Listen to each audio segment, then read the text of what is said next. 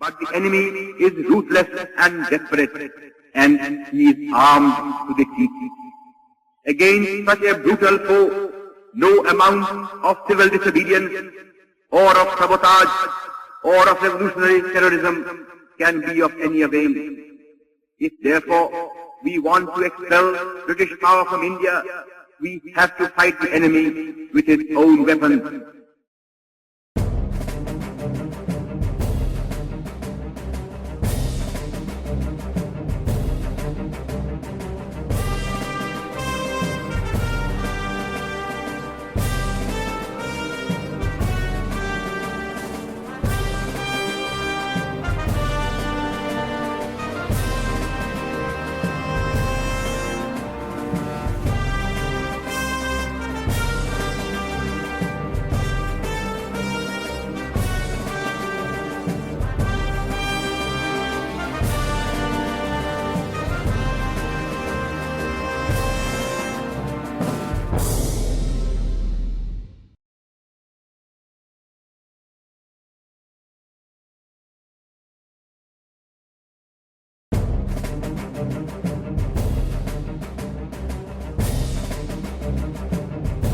फौलाद के इस गेट के पीछे इस सफेद इमारत से फौलादी इरादों और अभूतपूर्व साहस की इबारत लिखी गई।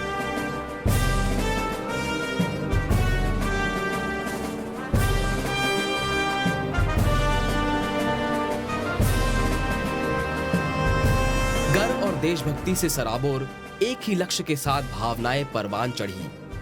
शक्तिशाली ब्रिटिश साम्राज्य के हाथों दर्द और पूर्वाग्रह, संघर्ष और उत्पीड़न, अनादर और अपमान के चंगुल से भारत को आजाद कराने की। उन्होंने बिगुल फूंका और कहा, I demand of you one thing above all. I demand of you blood. It is blood alone that can avenge the blood the enemy has spilt. It is blood alone that can pay the price of freedom. Give me blood and I promise you freedom. चलो दिल्ली, तुम मुझे खून दो, मैं तुम्हें आजादी दूंगा। इस नारे से पूरा राष्ट्र गूंज उठा।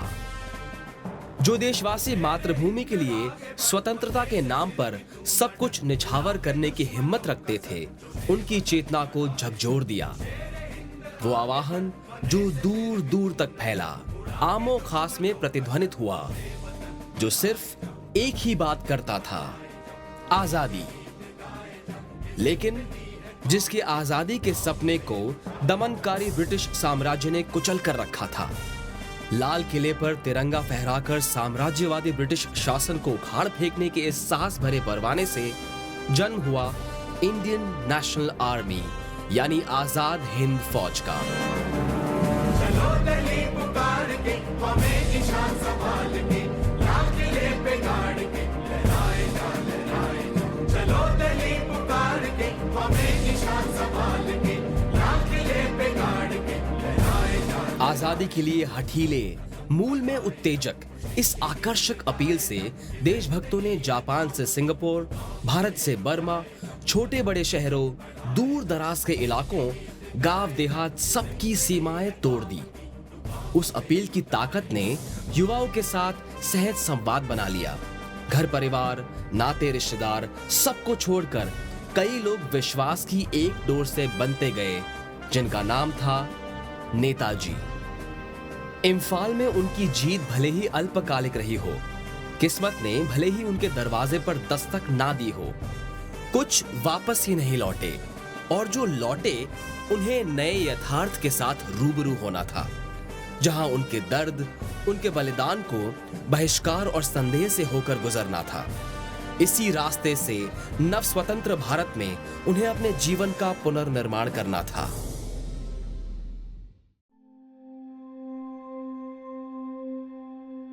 लड़खड़ाते कदम, चरमराती हड्डियां, उम्र से लड़ते कपकपाते हाथ, चेहरे की झुर्रियां संघर्ष और विषाद को समेटे हैं। तकलीफों का एक अंतहीन सिलसिला है जिनसे वो ताउम्र मजबूती से जूझते रहे हैं। ब्रिटिश सेना, जेल, गरीबी, बहिष्कार, शक, सबसे 92 साल के उत्सव जैना के जीवन में त्याग के अलावा कुछ नहीं रहा। संघर्ष के रास्ते में सब छूटते गए। जवानी, सेना के साथी, नेताजी, जो अब उनकी यादों के विशाल कमरे में उनके साथ है, अकेले।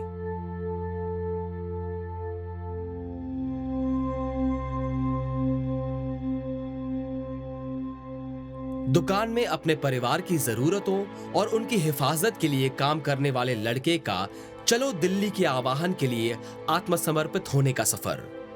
गोपालपुर से कलकत्ता, वहां से रंगून। 9 साल के उत्सव जैना आजीविका कमाने के लिए कई बंदरगाहों में घूमे, लेकिन अपनी मातृभूमि की सेवा की पुकार पर उनके लिए हर बात की अहमियत कम हो गई। वो सब छोड़ छाड़ कर उस संघर्ष के लिए तैयार थे जिसका अंत निश्चित था, रक्त और मौत, वो भी अनजानी धरती पर।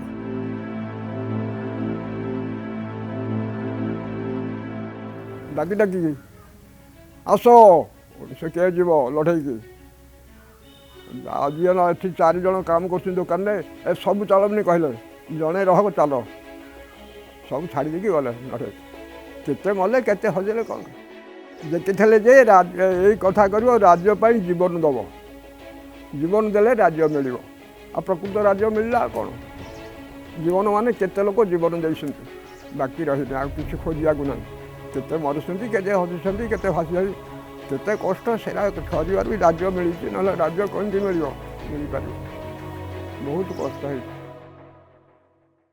आजाद हिंद फौज के सैनिकों और नेताजी का रिश्ता थोड़ा अबूझ ही रहा। आखिर क्यों उनके समर्थकों में एक पागलपन था, एक चुंबकीय और जादुई रिश्ता। अरे साथी बसिए ना सब कथा जना, तेलुगु कथा जना, ओडिया कथा जना, हिंदुस्तानी कथा सब कथा, बरुआ कथा जना। से भगवान निश्चय मनुष्य नुह, पिला साथी पिला बड़ कथा से लोक मिलला से सहज ना रागिवा नुह। ब्रिटिश सैनिकों की गोलीबारी के सामने साथी सैनिकों की आंखों में मौत का मंजर, मशीन गन की गोलियों से छल्ली साथी का हाथ उठाना, अगले दिन उसे शहीद देखना। उत्सव जैना ऐसे कई मौकों के गवाह रहे। कुछ साथी ऐसे बिछड़े जो फिर कभी नहीं मिले। उन्होंने खुद मौत को बेहद करीब से मात दी। सुबाराव से शिखला इमती मारिबो इमती करिबो इमती करिबो इमती जीवो ना एपटे आसले बिसेनी गान चलेबो इपटे चलेबो जहाँ बतेबे ता करिबो बोले ऊपर इमती अनेक रही थो या जो आसो मिसेनी गाँव एकदम गोटे खड़ तर ये डेटाटा को छेड़ धरी पड़ा पड़ा कि साथ साथ बेडिंग कर गला ता दिन को मरीगला केते लोक हजुंट कौन बाबा कह। आजाद हिंद फौज के पराभव के नतीजे के तौर पर उत्सव जैना को पहले इंसेन, बाद में रंगून सेंट्रल जेल में बतौर युद्धबंदी रहना पड़ा, जहां उन्होंने खुद को किस्मत के भरोसे छोड़ दिया था। वो जानते थे कि युद्धरत रास्ते का परिणाम क्या था। उन्हें भी बिना किसी अपवाद के एक कैदी होने का खामियाजा भुगतना पड़ा, अपमान और दुख के साथ। रिहाई के बाद उत्सव जैना अपने परिवार को पालने के लिए बर्मा के रंगून में एक तेल कंपनी में अटेंडेंट का काम करने लगे। जिंदगी ठीक ठाक चल रही थी, लेकिन बहुत थोड़े वक्त के लिए। लाइफ सेट भल था, हमको कौन से असुविधा पड़ूला मैंने मुझे जी जाने भितर आम रोलु सब प्रकार फैसिलिटी था। से सर्विस बीएससी पाईगले सर्विस मैं पेट्रोल फिलर करते फिलर करके छाड़ती से किसी अल्प दरमा कम थाए तो 20-25 टाइम मिलूला से आमको चलता अणा पैसा पाइला से सब मैनेज होता। धीरे धीरे से यहाँ टे माने ज्योतिर्विज्ञान विषय टे पाठ माने ये जो माने ये विद्या जानते खड़ी विद्या से पाठ करके चारिआडे बुली बुलिकी 2 पैसा पाते एमती पैसा पत्र किसी पाई से भल आमर चलाचल भल था। फिर वक्त आया अपनी जड़ों की ओर वापस लौटने का। बर्मा में 32 साल बिताने के बाद 1963 में उत्सव जैना भारत लौट आए। लेकिन इस वापसी से जुड़ा था अपमान, अपनों के ठुकराने का दर्द। एक बेटे और 3 बेटियों सहित 6 लोगों के परिवार का भरण पोषण बगैर किसी जमीन या संपत्ति के सिर्फ थोड़ी बहुत बचत के आसरे, मजदूरी और थोड़ी बहुत ज्योतिष विद्या की जानकारी के सहारे वो परिवार को पालने लगे। लेकिन वो आमदनी काफी नहीं थी। जीवन केमती काटिया एमाने पढ़ु था मुझे पड़े मासाम काम को केतले ढले की पड़े साढ़े कमलाबाड़ी बन गाँव बरमादार लिपि जाऊँ आउ दिनाक कमलाबाड़ी नाश नकपुर सब आड़े बुलिकी कर बचाई। आर्थिक अवस्था टी शोचनीय था, खाया पीवा असुविधा था, जहाँ किसी संपत्ति जहाँ था से सब छाड़ी आसा पड़ा। मैंने आम पासपोर्ट ये सब अलाउ नाला, जहाँ कि सामान अल्प कि धरिक आसलु। ये आसला आमर बापा गाँव गलु, से भल ये ट्रिट देलेनि। ट्रिट न देवार आम आमर ये जन बंधु हिसाब थे पाक आसिक दिन रही रहा गोटे घर गोटे छोटिया घर बखराटे से दिन चलु। तापर धीरे धीरे बहुत कष्ट पाई मैंने चलवाटा कष्ट होता। जहाँ किसी अल्प सुनाफना था से किसी मैंने बिकाबिक कर खाऊल। जमीबाड़ी तो नाला कि ना आम छोट छोट थी सब आम कम कर नाला से निजे कम करते माटी कम जाते जाकि आसते जहाँ कि चाहते से चलते यही प्रकार आम अवस्था चलते।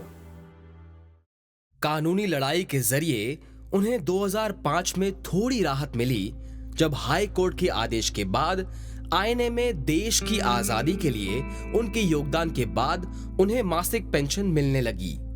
आजाद हिंद फौज में उनके अफसर एसएस यादव के द्वारा दिए गए सम्मान पत्रों ने भी उत्सव जैना के सम्मान को सुनिश्चित करवाने में अहम भूमिका निभाई।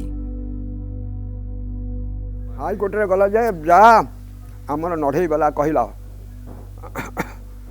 से बाहर नढ़ई नेस्टर प्रथम बंगाली मोर से कहला देखू मोर सर्टिफिकेट अच्छी तू मो साथ अच्छु हैं तू माल दौथ मुझे जानी तू करे सुबाराव बहुत लोक यादव कहले तुम मत फेर जाओ 1 लाख हमारा चिट्ठी ले जाओ जा कोर्ट करो हाई कोर्ट गला खुण यार नाट पठेला कोटे बेगुनिया से कहला सब लेखा निखी सब कले बर्मा को जाइल सब करते ये पढ़ापढ़ी कली पढ़ापढ़ी करके मैट्रिक पास कले बहुत कष्ट पास करके तब मुझे निजे ट्यूशन करी पिला छोट छोट पिला से चलाचल होता।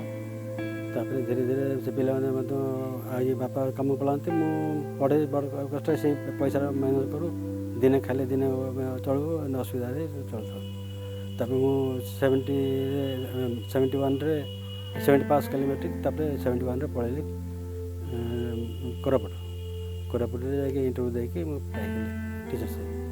तापर धीरे धीरे मुझे पैसा पत्र पठाए मैंने चलती बड़ कष्ट सब धीरे धीरे से पैसा भौणी मानकर मैरेज है सब है मोर मैरेज है एमती कर से बहुत कष्ट जीवनटा लाइफ कटि से जो से 10-15-20 वर्ष बहुत हरण जीवन के खोखलेपन में घिरे हुए अपने साथियों से अलग उत्सव जैना के पास कुछ नहीं बचा सिवाय अपने बलिदान की यादों और उस पर पड़ी कई परतों के, उन स्मृतियों के जिसमें सब कुछ छिन गया। अपने सपने, जवानी और नेताजी, सिर्फ एक आवाहन के लिए जिसे वो अनसुना नहीं कर पाए। Give me blood and I promise you freedom.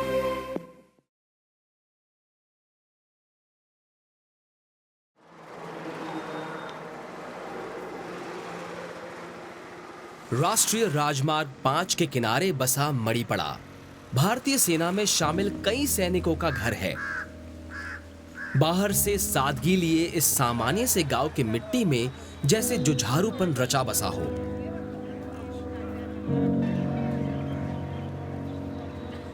इसी मिट्टी से आजाद हिंद फौज से वापस लौटकर साहस और बलिदान की विशाल प्रतिमा बने मणिपड़ा के कपिल चरण राय। आईएनए के वफादारों की तरह कई मौकों पर उन्होंने अपने और नेताजी के बीच के अलौकिक रिश्तों के बारे में बताया। उनका ये कथन मशहूर था, उनका रक्त हर बूंद के रूप में मेरे शरीर, मेरी धमनियों में बह रहा है। अपने जीवन के गौरवशाली 98 साल पूरे करके 2014 में उनका निधन हो गया। मातृभूमि की पुकार पर कपिल चरण राय भी बर्मा के लिए रवाना हो गए। 8वीं क्लास में पढ़ने वाले राय उस वक्त आसाम के चाय बागान में काम करते थे। राय देश की रक्षा के लिए उसी भूमि में कूदे जहां वो आजाद हिंद फौज से युद्ध का प्रशिक्षण लेते रहे। कमांडर ज्ञान सिंह की कमान में बतौर सिपाही वो 4 गौशाला बी कंपनी में तैनात थे। साथियों के साथ गोलियों की बौछार के बीच कपिल चरण राय के बाएं पैर में भी गोली लगी थी।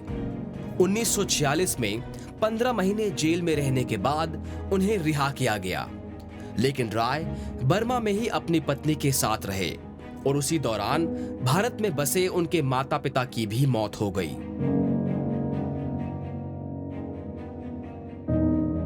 50 साल की उम्र में राय बर्मी मूल की अपनी पत्नी और बच्चों को छोड़कर भारत लौट आए। मणिपड़ा को कपिल चरण राय के रूप में अपना नायक मिल गया, जिसने सैन्य प्रशिक्षण की तर्ज पर गांव के नौजवानों को तालाब और सड़कों की सफाई में लगाया। मातृभूमि की सेवा करने के लिए राय ने मणिपड़ा के नौजवानों को भारतीय सशस्त्र बलों में शामिल होने की प्रेरणा दी। प्रगाढ़ ये थिला जे माने सामरिक होइकी जेंति माने भारत को जेंति माने स्वाधीन कलो सेई टाइप रो संग्राम जारी करिया दरकार। जेतले से आसिले गाँ माटी की सेतले से गोटे सामरिक संगठन गठन कले और गाँव चारि चतुर्पार्श परिष्कार पोखरी परिष्कार परिच्छन्नता सृष्टि करे। बहु स्कूल कॉलेज जाइए सामरिक उपरे सेमान को किसी सहयोग करते एनसीसी नियो स्काउट करो तापर गाँ सफा करो ये सब अभियान उपरे बेसी पिला प्रेरणा करते। उनकी क्रांतिकारी चाल और शख्सियत का गवाह ये बरामदा अब खामोश है। ये गांव भी चुप है जिसने आदर्शों और भव्य व्यक्तित्व से भरे एक पिता तुल्य व्यक्तित्व को खो दिया है। उनकी मासिक पेंशन मिलने का वक्त खुशी का अवसर बन जाता था, जहां लड़ाई के दिनों की याद होती थी, एक दूसरे के दर्द में सांत्वना होती थी, लेकिन बलिदान के भाव के आगे सब सिमट जाता था, छोटा लगने लगता था। ये स्वीकृतियां, ये पुरस्कार उनकी वीरता और दिलेरी को दर्शाने वाले विशाल कैनवस के सामने बहुत छोटे पड़ जाते थे।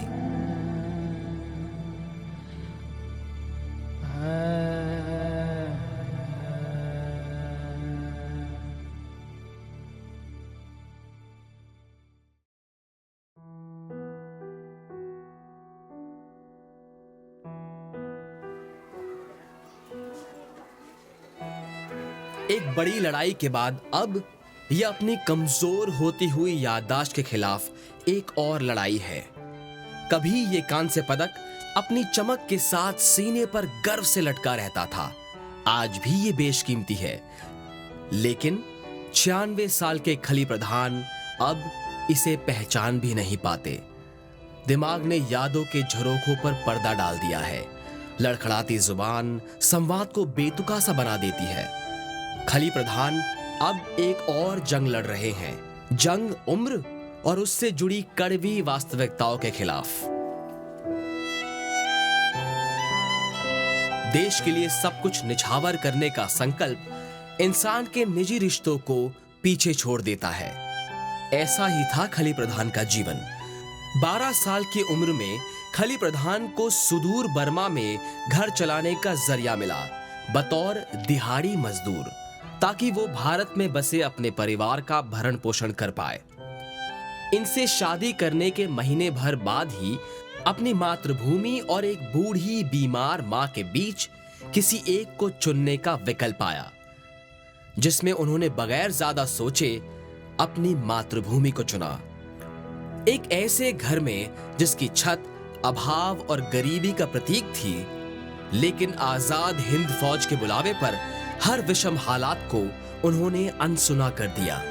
बाहर होइकी पुरा से गले फेरी मासे रहिकिरी सासु तो थे, सासु पाखरे मु रहिथिली आ तापरे 5 वर्ष पर से आसिले। सुलेई प्रधान के पास एक बूढ़ी बीमार सास, टूटा फूटा झोपड़ा और ढेर सारे आस की जमा पूंजी के अलावा और कुछ नहीं था। उन्हें छोड़कर जाने के 5 साल बाद एक दिन अपनी सजा पूरी करने और मौत को मात देकर खली प्रधान वापस लौटे, अपनी पत्नी के साथ गृहस्थी नए सिरे से शुरू करने के लिए। लेकिन गरीबी ने पीछा नहीं छोड़ा, वो बार बार वार करती रही। खली प्रधान ने अपनी 2 बेटियों सहित 4 सदस्यों के परिवार को पालने के लिए फिर एक बार दिहाड़ी पर मजदूरी करना शुरू कर दिया और अपनी जिंदगी के सफर में ईंट दर ईंट जोड़ते चले गए। किछि नथिला, खाली जगाटा थिला, किछि नथिला। ये तो नथिले आ बुढ़ी तो निका वृद्ध हो गेलेनी आ घर द्वार किए छपर करती, खाली खजुरी बाड़ दिहरे गोटे घर करके से थिले। से तो सेठा लोक एठी किछि करंतिनी, बड़ दुखे रे थिलु। आस्ते आस्ते टिके बाटू को आसी आ बहुत दुखे रे थिलु। वक्त और उम्र आजाद हिंद फौज के कई सिपाहियों को अपने साथ ले गए। एक के बाद एक ये चेहरे गुमनाम होते गए। कौन थे वो, क्या थे? भारत की स्वतंत्रता के संग्राम में आजाद हिंद फौज के योगदान की अहमियत को भुलाना दुखद होगा। और अब ये आज की मौजूदा पीढ़ी पर जिम्मेदारी है कि मातृभूमि के लिए इस गौरव, बलिदान और जुनून के इतिहास को न सिर्फ याद रखे बल्कि उसका उत्सव मनाए।